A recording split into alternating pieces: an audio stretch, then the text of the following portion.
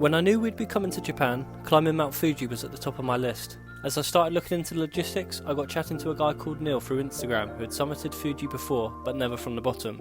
This was a challenge we were both keen to take on, as most people start from the 5th station, which is more than halfway up. We set off at 5 AM and made the most of the gradual incline for the first 6 kilometres, running wherever we could. The weather on Mount Fuji can be unpredictable, but it seemed we lucked out with the blue skies, and because we set off so early, thankfully it didn't feel too hot. We were still sweating though. Because this section is off the beaten track, we actually got to see a shika, a wild Japanese deer, which was a pretty special moment. As the trees cleared, the incline increased and the terrain became rockier, so I put the camera away for a bit. The route we took then joined the most popular Yoshida trail, so we started to see more people who had come from the 5th station. After 5 hours and 40 minutes, we'd made it to the summit, 3,720 metres up, but we weren't done there.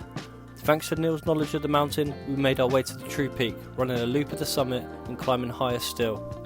The wind picked up and our sweat turned cold, so we increased the pace. Once we reached the true peak, we didn't hang around for too long. It was pretty cold up there. We took in the view and started our descent, deciding to continue the challenge by running back down, which wasn't easy. At this point, I'd acclimatised to the altitude, and the further down we got, the easier it was to breathe again. On the way up, I actually felt dizzy just after 2,700 metres, but after drinking some water and taking a moment, my body was ready to go again. I'd heard that climbing Fuji was best split over 2 days, spending a night at one of the mountain huts, but I couldn't resist the challenge of ascending and descending in a day.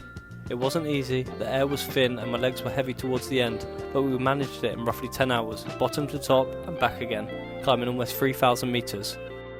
This was my experience of climbing Mount Fuji, and I'm so grateful I got to tick it off my bucket list, sharing it with a legend like Neil. I've had my fun, and now it's time to reset, ready for tomorrow's run.